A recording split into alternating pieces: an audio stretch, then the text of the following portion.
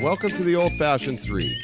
They've been around basketball from the Big Dipper to the Greek Freak, from Russell Celtics to Curry's Warriors, from Peach Baskets to Paolo Banchero. Here are Whitey Gleason, Phantom, and Jerry Reynolds. Yes, that was that cat, all right.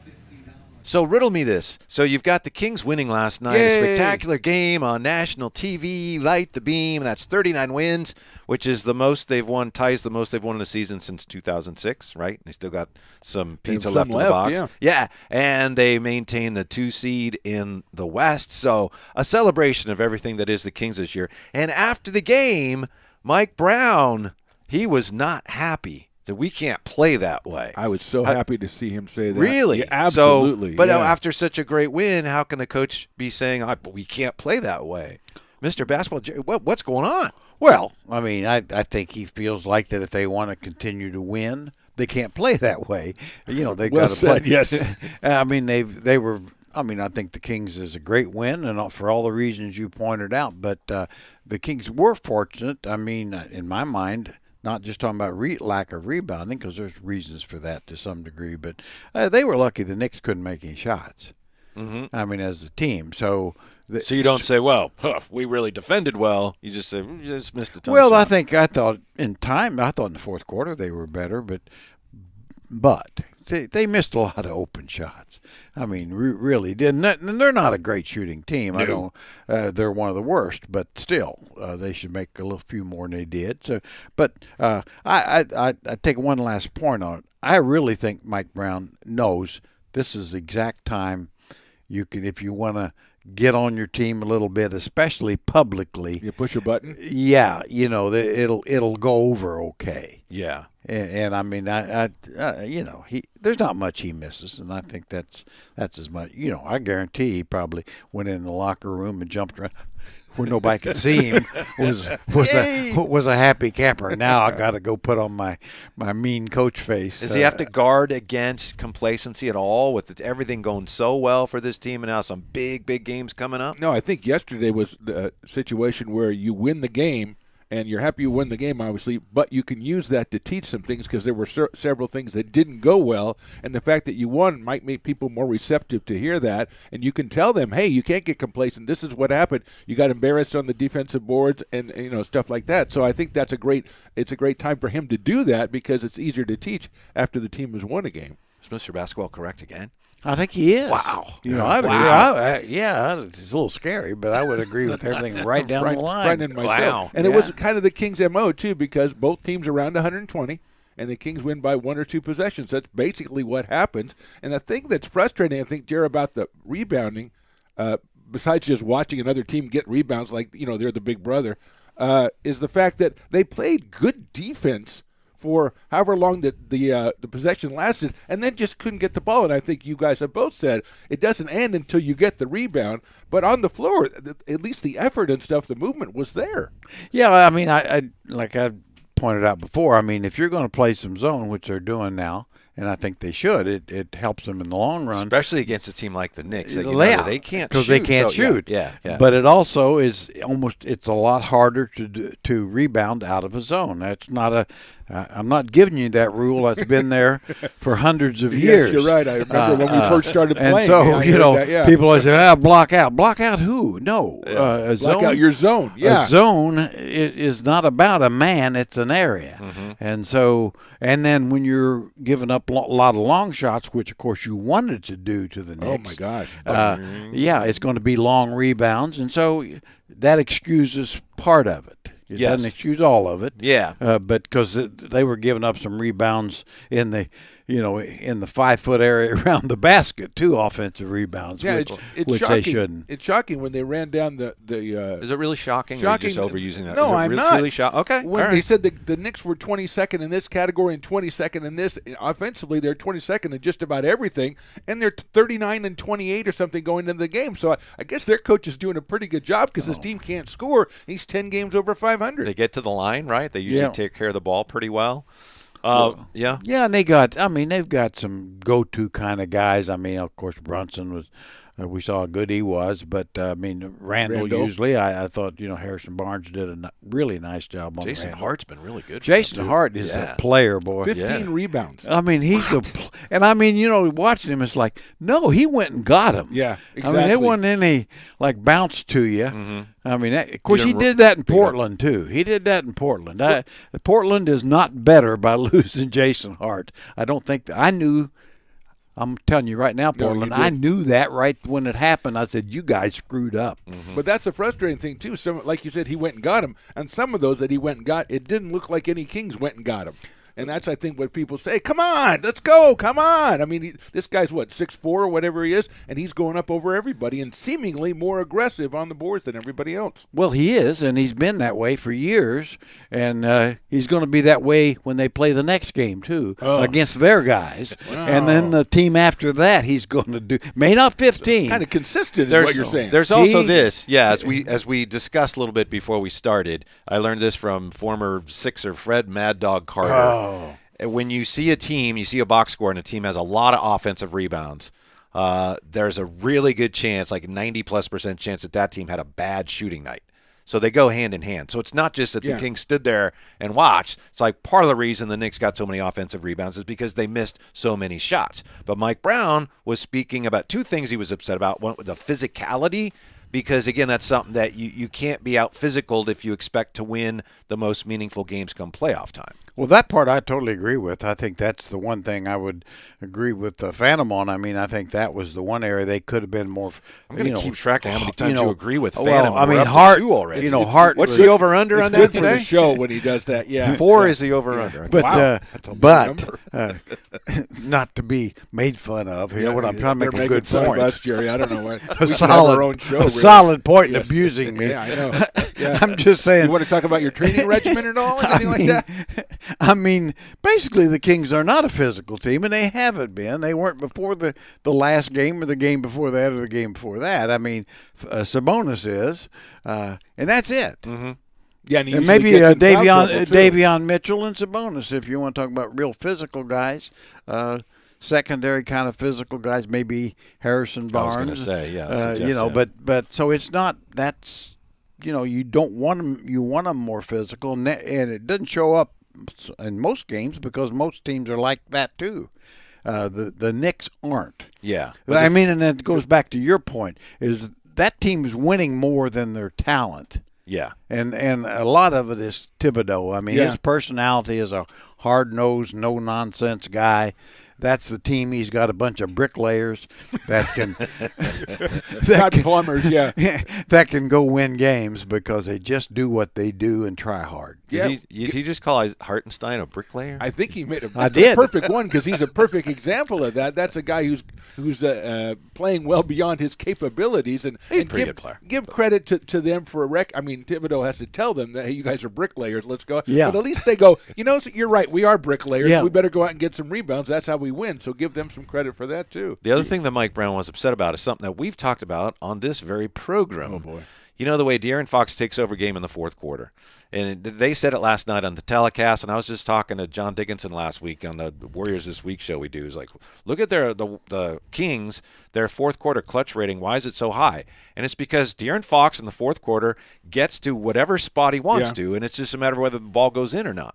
And that was the case last night. So Mike Brown said, I need Fox to turn it on closer to the entire 33, 34 minutes instead of waiting for the fourth quarter. The great ones, the elite ones, do it all the time. And I remember weeks ago we talked about that. I was like, man, if it's that easy in the fourth quarter, why can't he do it sooner? But I was just interested to hear his coach say, that's really good, but why can't he do that more often?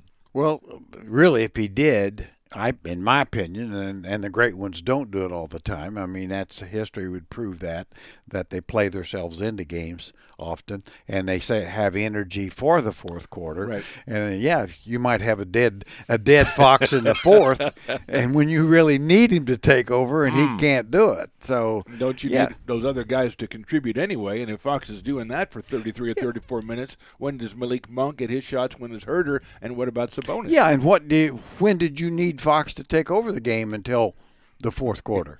I mean, in fact, the Kings were playing.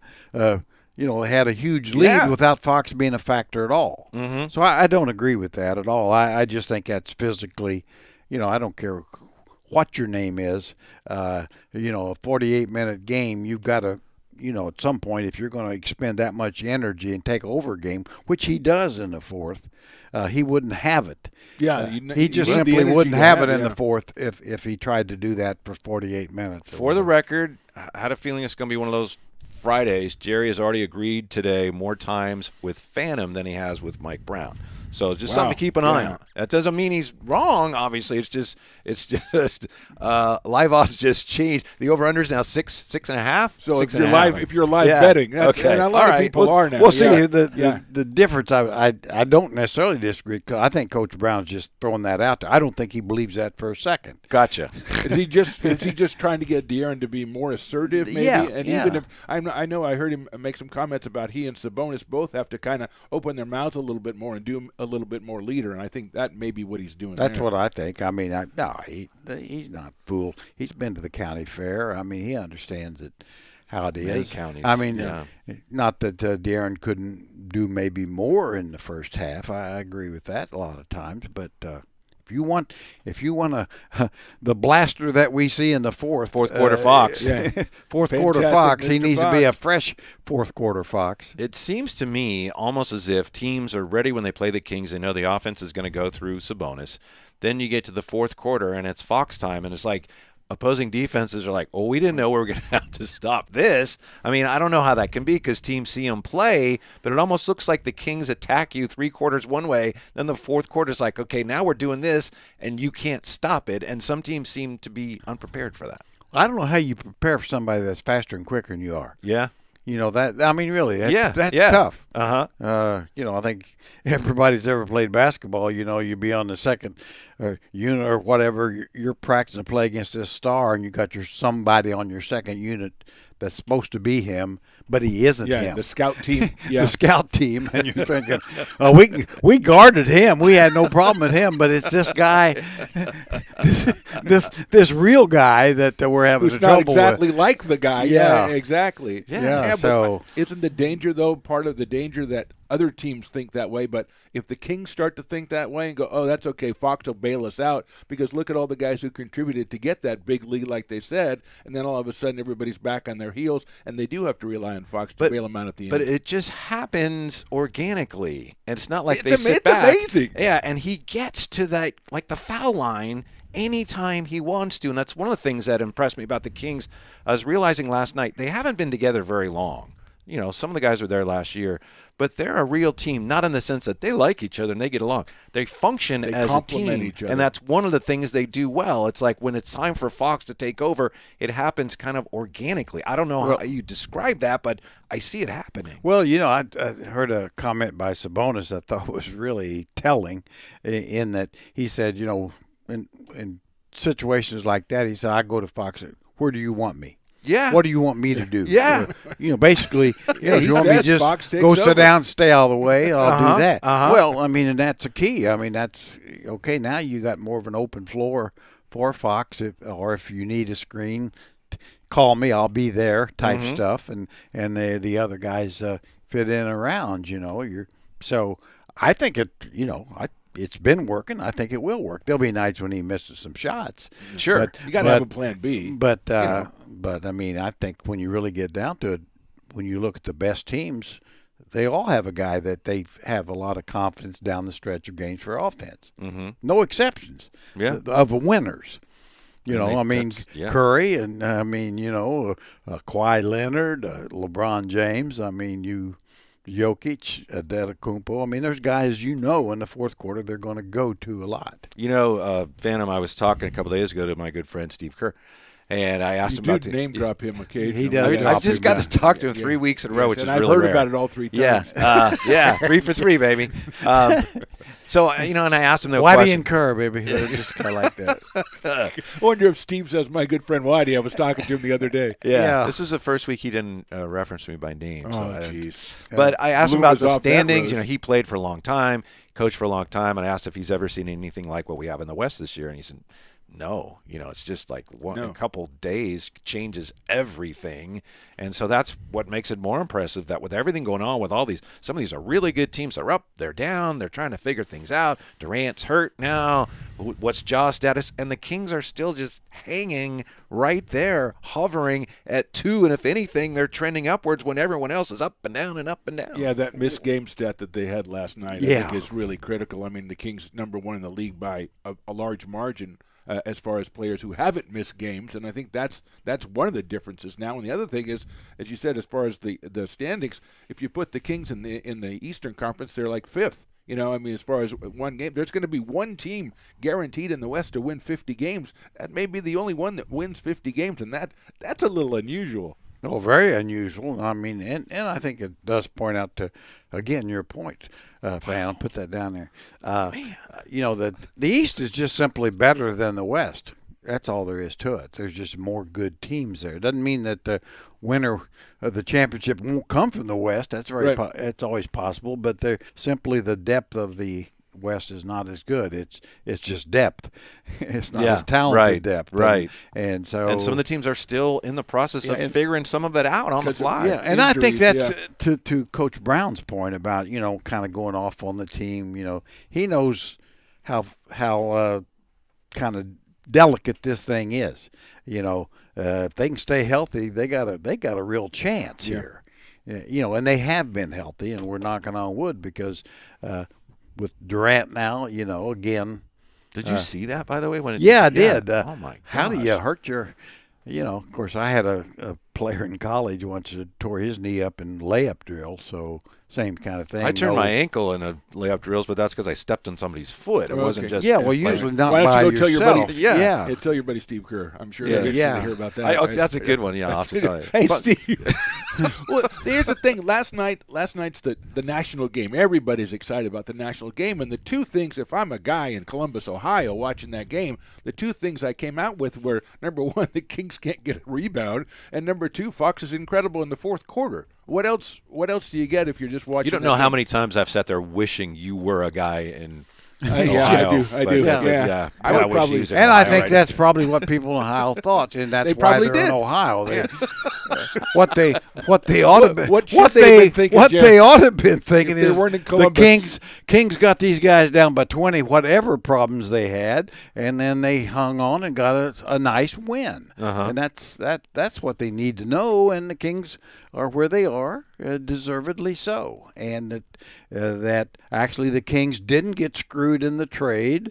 Halliburton's really good. Going a little bit above and beyond now, but but that narrative is worn out now pretty conclusively. It has nothing to like Van Gundy. Your close friend. I like Stan. I like Stan. Jeff. Yeah. Okay. He's picking Van Gundy. He's picking his favorite. But he pointed out Gundy. that that's a trade that both teams really got what they wanted. They both won, and certainly I agree with that. That's the way it's supposed to be. I think you could even say that the whole thing about Luka, maybe that would have been great, but now you got Fox playing so well, and you got Bagley, and the guy you got for Bagley is playing so well, and Trey Lyles, that even that is like, you know what? Who cares? They're even beyond that. That's not even a black mark anymore. I think that's kind of freeing for the whole organization. Oh, I agree. Yeah. I mean, Lyles is better for the Kings than Bagley was going to be or ever was. And just getting better and better. And we talked about some time ago how really why wouldn't you try to find more minutes for Trey Lyles? He's a better player than you've been saying that. Yes. And we're seeing Trey Lyles. They're finding minutes for him more so. Where Metu gets 8 or 9 instead of 15 now, and then Lyles gets more. Well, that makes the Kings better. He's a better player. To the point of the Kings being healthy, I think we need to acknowledge, we all know, Sabonis has not been healthy, and he had that fracture where you have a ligament off his pull off a piece of the bone. That's not good. No. Not the way it's supposed to be. But he just that's what Jimmy Garoppolo had, not last year, but the year before. He had the same kind of thing. And he's just playing through it, and he's playing great. And it is his offhand, but still, I'm sure that doesn't feel real good. Well, I think he makes a couple of turnovers a game, or at least one, or rebounded that you can almost see fumbles it because he doesn't. Yeah, saw a couple last night. He just doesn't. I mean, and so I give him a pass on those. I mean, it's like good grief. And doesn't that set the tone? I mean, when you have one of your best players and he's playing through that, and you've got maybe a little, my ankle's a little sore. It's like, I guess I can't complain. If he's playing through that, I got to play too, and it sets a high bar for everybody. Yeah, you kind of get the idea that Paul George probably wouldn't. He wouldn't be impressed by Domantas's dedication to his craft. I'd say about 90% of them wouldn't. I mean, that's a whole. But to Whitey's point, and you're right, I agree with you. It sets a great precedence. I mean, it's pretty hard for the second line guys to say, he's going to trot out there and play. My wrist is a little tender. Yeah. I got a little owie on my back, and I can't go tonight. But to that point, the worst thing you can hear when you're listening to the Kings game is Fox grabbed his hamstring. I mean, and you heard it again last night too. I mean, at the end of the game, and then it looked like, as my friend Van Gundy said, the ball kind of heals that. Yeah. But still, you don't like to hear that when it's your guy who's missed games with a hamstring. Well, the thing you notice in basketball, I mean, with the injuries or hamstrings or whatever, is like you say, the ball. But you'll find guys basically it affects them running back on defense. So it's a 47-foot problem, yes. not the other 47 Yeah, feet. when you got a chance to score, the hamstring is forgotten. Okay. Yeah. Something tells me you were like that back in the day. Oh, I was. I realized nobody cares, but when I was in the 9th grade at a game in the day, school game, and I fell and hurt my ankle, then I had another game that night, and it was really sore. And a friend of mine said, you limped, but only after you missed a shot. You were way ahead of your time. You were. If you made a shot, you're fine. But if you missed, oh boy, now that's you really hobbled. That's a story to tell Steve right there. I think Steve would love that one. Well, see, they've taken it to new levels now in the league and in college. It's like you missed a shot. Oh no, Jerry. It's this now. Let's go to the tape. Let's go check. I need you to challenge that. Yeah. I was talking to Steve about that a couple of weeks ago. He says it's tough, but why in the world? Why did Coach Brown challenge that foul last night on Sabonis? And he lost a timeout. That could have been a pretty important timeout. Maybe Sabonis wanted him to, and he wanted to show that he was supporting his best player or one of his best players, and he went and did that. But again, he's right. He's right again. When you do the circle thing and then you don't get the call, that really hurts. I understand that, but there are times when maybe he's like, okay, we got to show him we're behind him. But in that case, like, no, you fouled him, and I need the time. Anyway, it worked out. Yeah, it worked out, and he also supported his best player. Yeah. So then he got that street cred. You mentioned Van Gundy. Here's another reason why Stan Van Gundy is a lesser of the Van Gundys. Jeff Van Gundy, Stan, and they're both from Martinez or whatever. I think so they're kinda Columbus, local. Ohio or something. So, yeah. but Stan Van Gundy says, he says something about your guy, Bob McAdoo. And you heard it. Bob McAdoo, he was a member of this franchise before they were the Kings. It's like, no. That is not correct. No, he wasn't. Yeah, I know. I got something screwed up last week about Desmond Bain and Dylan Brooks, but this was on national TV. Yeah, that was just our little yeah. Yeah, really pretty amazing. I mean, for a guy that I think he and his brother played Division III basketball in some place in New York. Okay. So they would know Buffalo and Rochester. Well, you you'd would think that yeah. they'd say, oh, Buffalo and Rochester. Those are two different cities. Right. And McAdoo played for Buffalo, which became the Clippers, which and he also played for the Knicks, and all I had to say was, McAdoo, who played briefly for these Knicks, but instead he went for there you go. I never thought of that. Yeah, this There you Kings go. thing that was like, what's wrong with you? To me, that's the kind of guy makes those mistakes. The kind of guys that would go to Kinko's and sign a contract with Orlando when he's visiting the Kings. Mm-hmm. Yeah. Jeff, give me can I see the contract? Go to Kinko's, send that out. Yeah, that's exactly right. Exactly right. Yeah. What I else think he he made the right said, move, actually. I got to ask the Hall of Famer, Mr. Basketball, if he's right. Because he said, I'm paraphrasing to a degree, but he said, with a young player, the most important thing you can teach him is footwork. And I thought, that's important. That is not the most important thing you can teach a young player. What do you guys make? I don't have an answer the to most that, Jared. important thing you can teach a young player is footwork? Maybe if he's a 6'11" guy and he's 19 years old, he doesn't know how to play around the basket. Maybe that's where you start, but I don't think that's where I would go. Jared? I mean, no. I mean, I will say Thank you. this: It's important. in today's game, there's so few players that actually utilize good footwork. He pointed out Brunson and Sabonis, of course. They're great examples. It's probably more important today than it's ever been because so many don't. They don't have a clue. Yeah. Just other than how to get my shot. And that's Yeah, exactly. On my move. Maybe if he said for a young big or a young Yes, I would have gone with that, yeah. Yeah, boy. Other than that, I love the guy. That's great, yeah. Great job by Van Gundy. I'd say, learn how to get the game on time would be even more important. Yeah. I was going to say balance a checkbook, but nobody has to do that anymore, so it's okay, yeah. Don't have too big of a posse.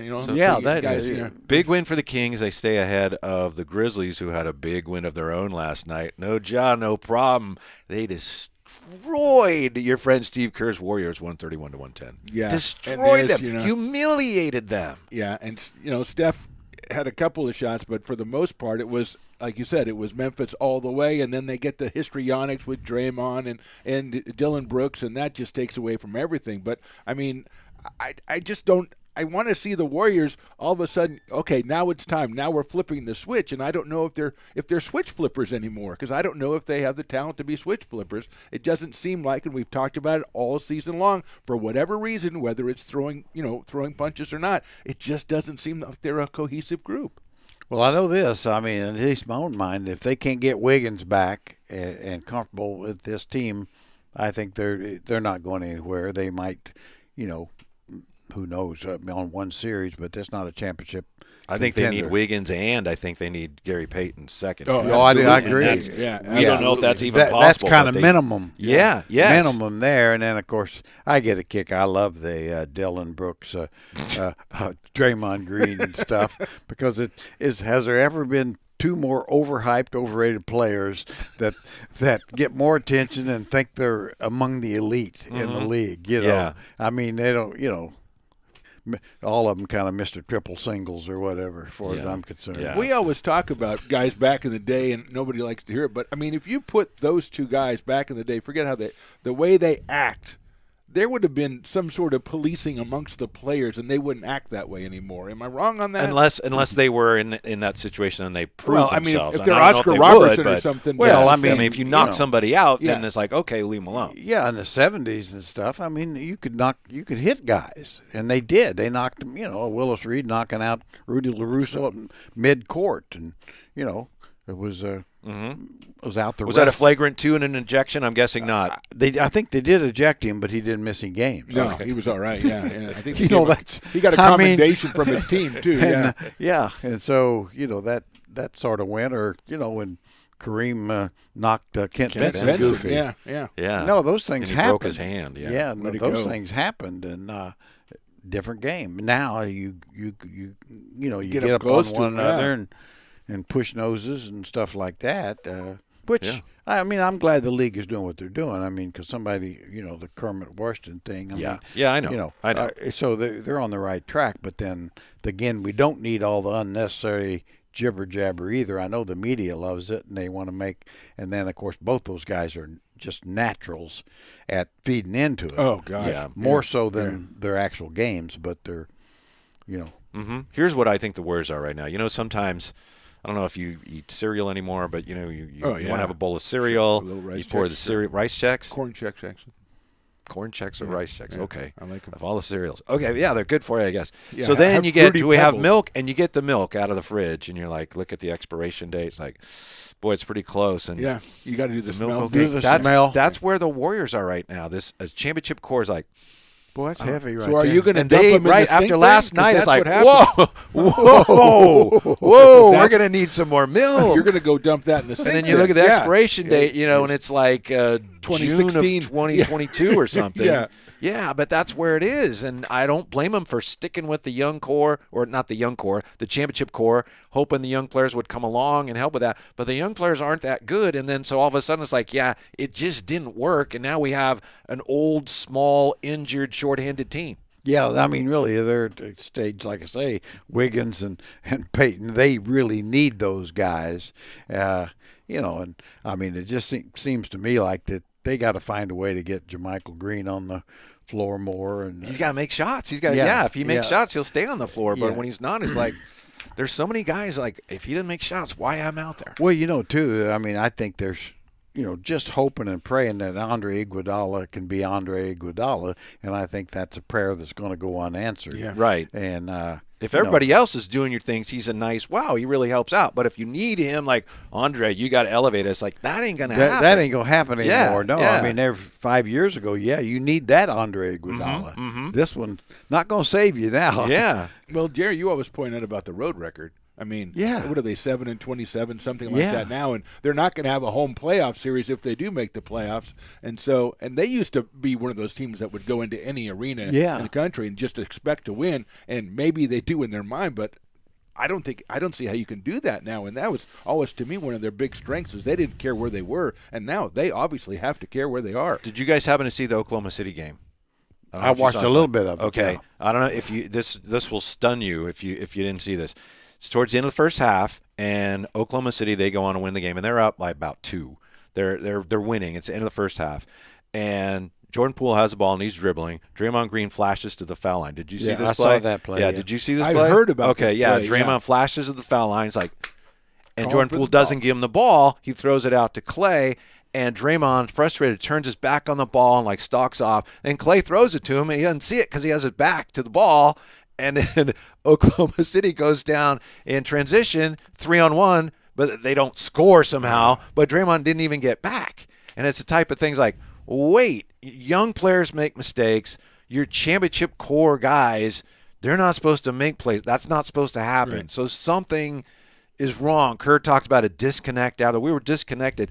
That's a sign of you can't win a championship when your Draymond Green, one of your core players, is giving up on the team in the middle of a play. Yeah, a disconnect is when one guy wants to throw to another and one guy's cutting is one way. That's a disconnect. Walking off the damn floor. Yes. Well, And plus, I thought, just from what little I remember of that play, I thought one of the Oklahoma City guys, big guy, had stepped up towards Draymond. Had the pass been made exactly when he was calling for it, I'm not sure. Which is maybe what Poole saw. Well, Why he that's didn't what throw I it. was thinking. Yeah. At least I think there was a reason, not contrary to what Draymond felt. Probably a little bit like Kevin Durant felt about Draymond. Yeah, yeah. Well, so Give me it's the almost ball. almost like there was something between Draymond and Poole that they weren't on the same page or something. Maybe. That's really I mean, be surprising. I'd yeah. look into see if Here he there's any goes. history there. Here he might goes. be. Yeah, it might Here be he something goes. I there. would just check that out if I'm them and say, was there be a reason perhaps he wouldn't throw it to this particular player? I don't know. Maybe. I don't know. I mean, What maybe do he you didn't think he was open, like you said. Maybe he thought, oh no, that guy was overplaying you. You would not have Yeah. not in the but ball. maybe that's true. Regardless of that, though, during play, for Draymond Green to basically give up on the play and give up on his But team. he thinks he's entitled to do that. I mean, he's like, I got my cred, my cred here, and I got my, so I can do that. And obviously, I was calling for the best basketball play. So if that play wasn't made, then come on. Steve told him. I asked him about it. What did Steve tell you? Steve said Draymond can't do that, and he knows that. And we talked about, obviously Kerr is one of those guys that he's never going to publicly say, but he did, and maybe he should sometimes. I don't know, but he just said, Draymond knows he can't do that, and we talk about that.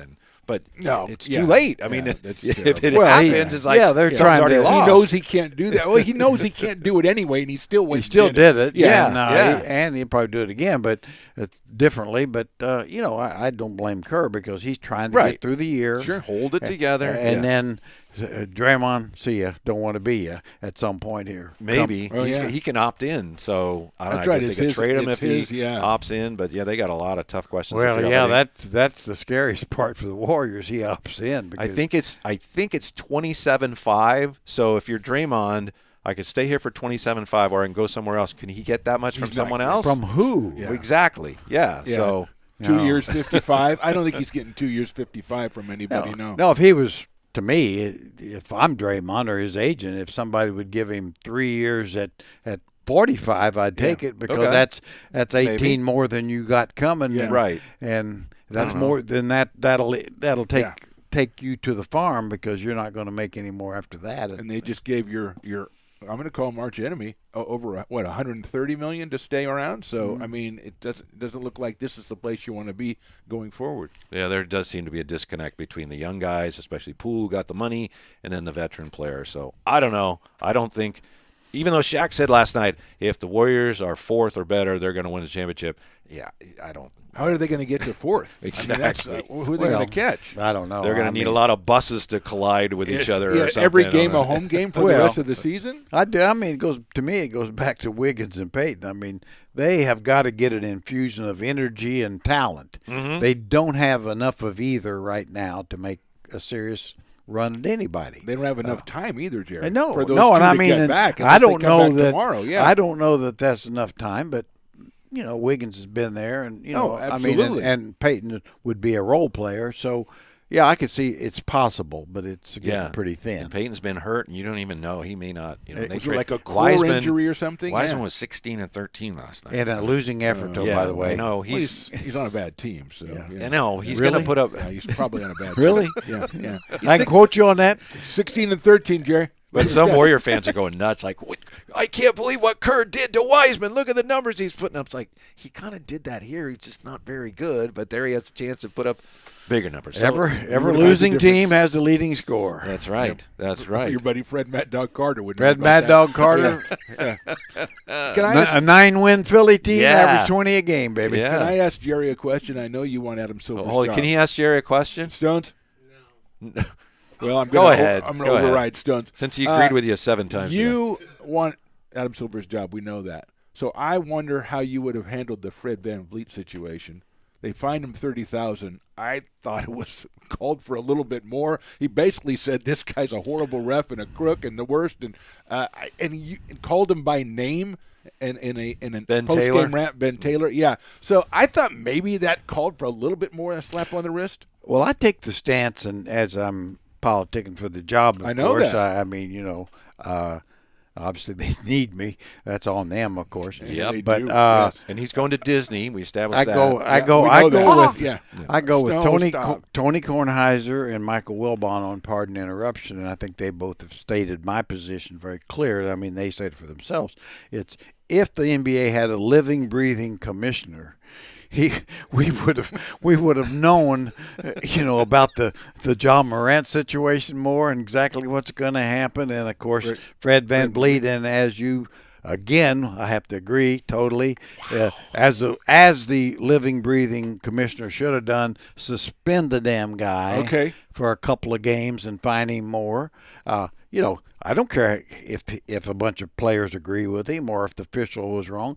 You've got to stand behind your officials or the game could just spiral out of control. Yeah, if you're the referees union, I mean, you've got to sit there and go, you got the shrug emoji going. If you're not gonna protect us, if you're not gonna defend us, then what do we got going for us? Because now you've shown this guy just ripped one of our referees $30,000. Yeah, that is a hefty fine, but also Toronto is not a hefty fine. It's higher than they normally give, is it not? Yes, something but I like think that? It should have been twice what they normally give. And you know what? That's terrible, but I still want to see the game. I want to see if I'm paying to see Toronto play. It's bad enough the load management, I miss guys. I want him to play. I don't want him sitting out games because he's mad at the officials, especially when they're fighting for a playoff spot. I understand what you guys are saying, but I don't want a guy suspended. He's a basketball player. At least let him play.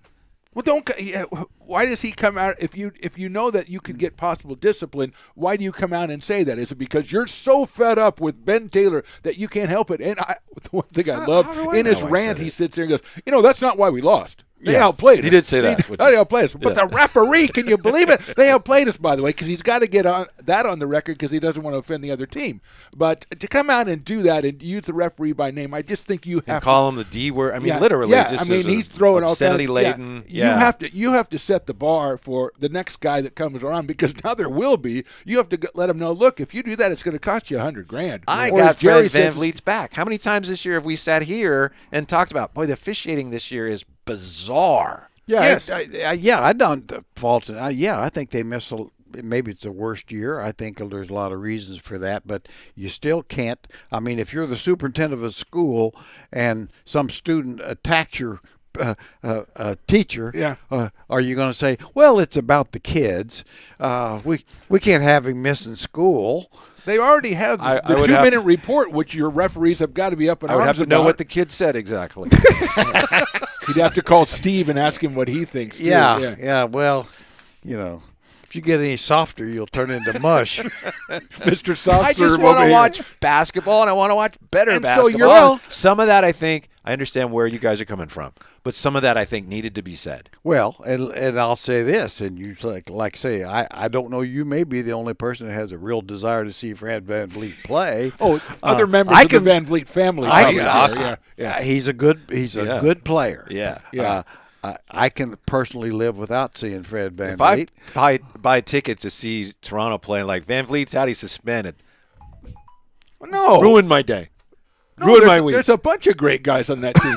There's a lot. Anyway, I'm sorry. I'd rather he wasn't playing. I would actually go see because then the other guys could do more. Like I say, if I'm Ben Taylor and I'm not trying to take his side because I don't think he's one of the elite officials by any stretch, but I'd say I'd want to be able to go on with a press conference and say, boy, I can't believe how many bad shots Fred VanVleet took. He was 1 for 12 tonight. That's terrible. What a selfish little prick he was out there. The other team was good, too. Don't get me wrong, but he was terrible. He was terrible. Oh, my God. My God. They would have won if he hadn't played at all. Drop a bunch of F-bombs in there, too. Yeah, Freddie, I got your back. Yeah. You're the only one. Yeah. He's got your back. Only one. Marcus Smart was right. He's like, I ain't going to get fined, but Yeah, Marcus, the officials are just out to get him. There's no doubt. Yeah. It seems like they're out to get everybody. They're out to get Fred. We know that. Did you see the tee that Jordan Poole got a couple games ago? It was interesting. He got called for a foul, which was clearly a foul. He fouled. And then the official was on the sideline near the bench. Officials at the baseline.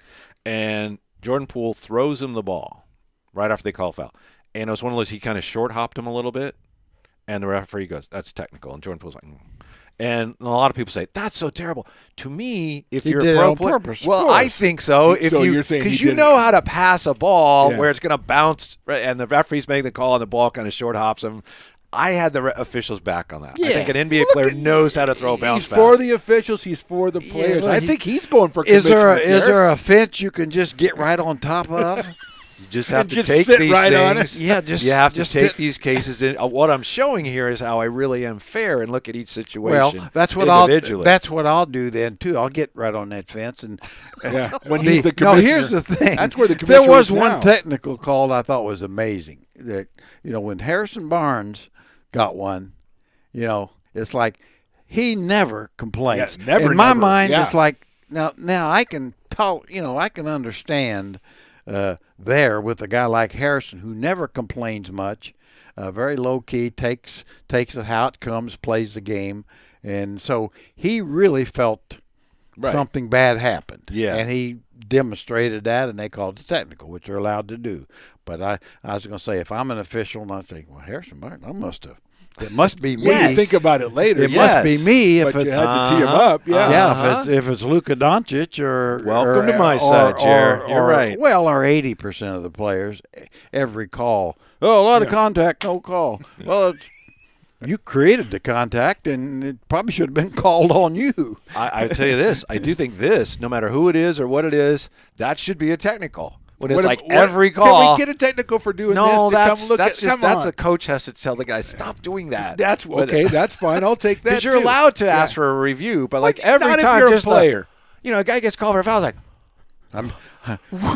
I missed a shot. I saw this. I think it was the Dallas game against Phoenix a couple of weeks ago or last week. You see this all the time. Every time there's a free throw, at least two players are following referees to wherever they're assigned to stand because they want to plead their case. And that's really got to stop. They like the dialogue. And the thing, what the players will say, we're not getting enough respect from officials. Well, how about you giving some respect? That's true. Wow. I mean, it's kind of like kind of like in society today, I must have respect. Well, give respect first, and you'll get respect for the most part. I think that's really important, But, especially you're trying to teach young players respect the game, respect the officials, and you see so many players at the NBA level that don't. And kids are like, I know you're saying that, but these are like NBA players. Yeah. So I agree with you, but in this case, Fran VanVleet is right. Yeah, and let's going to Harrison Barnes. I think he is a very respectful player, very good player, shows respect to the officials, and of course, generally speaking, they respect him as well. Mm-hmm.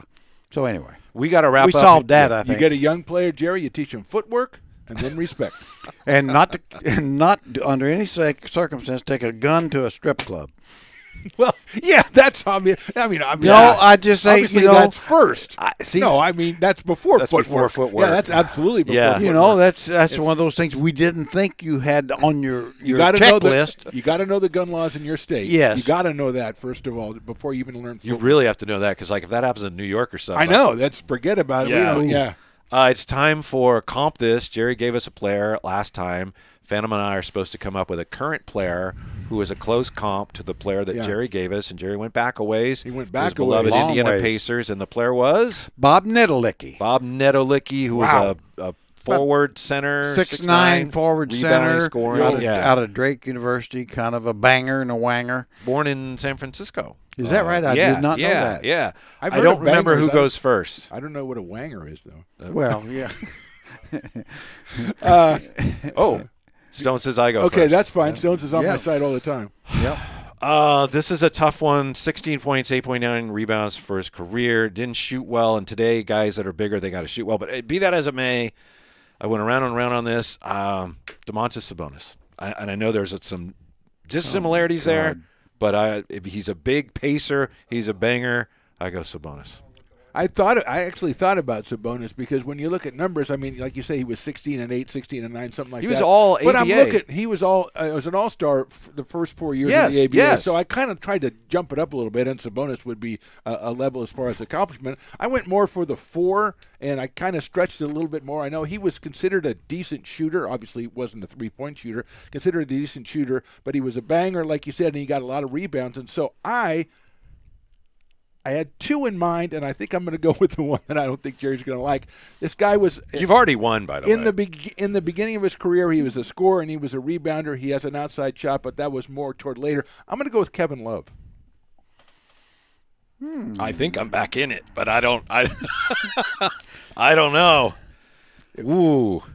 Evan Mobley was a player I was thinking of saying, but I didn't. I don't know. How about your What's your other one? Yeah. My other one was LaMarcus Aldridge. Because as a shooter, I give this guy a little credit for shooting. I mean, he didn't just stand next to the basket all the time. No, he had a perimeter game at that time, which wasn't a 3-point game. Yeah, but it wasn't. But they kind of extended it to Kevin Love. But I think Aldridge, as far as the shooting is concerned, is probably closer. Well, I hate to do this. I hate to. Yes, and the reason I hate to. And this is why I hate to, is because Sabonis is like way better. I know that. Way better. But he was I a know that. four-time All-Star. Jerry. Yes, we he had was. to give him a little bit of Yeah, respect. but it's in a different- all-time ABA team. Yes. Yeah. We had to give him a little bit of respect. I Oh, no, I give him respect. You like us to give more respect, so I He think averaged Sabonis- 20 a game and like 18 Yeah, his a couple four years. his 4-year reign there was Okay, pretty good. okay. Yeah, but- You won. You gonna beat me up? No, I'm not. I'm just giving I- him. I'm Come on. supporting his guy. We're trying to go up against you for once. Well, I mean, I'm trying to think of I'm a banger. yeah, he's a at wanger. his, I'm a winner. At That's what I am. At his time in the league, at that time, the ABA wasn't nearly as strong, but he was basically very dominant, big at that time, and so that makes sense. It was tough because the guys that did what he did when he did it, they don't want him to do that you anymore. have to extrapolate No, out. You know, Yeah. it's like No. you got to be a stretch four Right. and all that. So, Yeah. whatever. Yeah, no. Okay, yeah. Well, You lost every other. Thank you. Yeah, don't. I thought I had no chance. I was like down 11. you with wouldn't have. 2.5 left. You wouldn't have had he not come up with this. Well, I mean, it's just a Oh. different focus, Jerry. It's just what are you trying to do? I'm trying to get a guy who's a definite 4 who has was rebounding hard. like a It was Kevin hard. Love and has a little bit of a shot. Yeah. An Aldridge, a Kevin Love. Yeah. This guy went more for the post player. I don't know. I don't know. Yeah, Sorry, Coco. that's okay. Yeah, We're yeah. back on Monday. Possibly. Do we need to tell people about Patreon? Yeah. Okay. Yeah. Patreon. Why don't you, Stones? You have here it says Stones McCoy with everything you need to know about Old Fashioned 3. This ought to be great. Absolutely. We have a Patreon account, so it's Yeah. Stones Radio Networks at Patreon. So go subscribe today. It's a $5 monthly subscription. And is that all? The intention is to, after each one of these shows, to provide the Patreon-only subscribers a little post show, if you will. Oh, nice. So it's going to be there's going to be a lot of fun, exciting content on there. So Stones Radio Networks at Patreon, and then hit our website stonesradionetworks.com. We have our merchandise store, the Old Oh, Fashioned yeah. 3. I was working on some I'm T-shirts. gonna get some T-shirts. Got some Yeah. T-shirts coming and Yeah. everything. T-shirts coming, Yeah. baby. Some And then- Kings T-shirts, right? Absolutely. Yeah, yeah. And then don't forget, I mean, if you're at home, you got Alexa, just tell Alexa, hey, play the Old Fashioned 3 on Amazon Music, and boom, it pops right up. Yeah, Does he we want their questions, that how and that we'll. works? Yes, You know, yes. we want to give you some attention for your. Obviously, as you can see, I'm not getting a lot of help here, and I need. Can't disagree with that. I need some solid questions. You thought you were going to get more help? Yeah, That's that's on you. on you. Well- You didn't scout this very well, did you? Well, Yeah. I did. I just desperate, you know. Yeah, I sure. was just desperate. Sure. you know. Yeah. Does Stones really talk that way? Because it seems like, that guy's doing. But That's his radio everybody. voice. Yeah, That's his it's radio It's very voice. nice and He's, everything. but- he's always angling for more airtime, even Yeah. if he's not on the show. It doesn't really matter to him. I'm trying. Yeah. See, there you Maybe- go. Maybe we can squeeze him in on Monday. Thanks for watching. We'll see you next time on the Old Fashioned 3. Yes. Thank you for joining the Old Fashioned 3 on Stones Radio Networks. To stay updated on the show, like and subscribe on YouTube, and all shows are available for download on iTunes or wherever you get your podcasts, and of course at stonesradionetworks.com. Follow the show and the gents on Twitter at OL Fashioned and the number 3, at Phantom Radio 60, and at Whitey Gleason. This has been a production of Stones Radio Networks.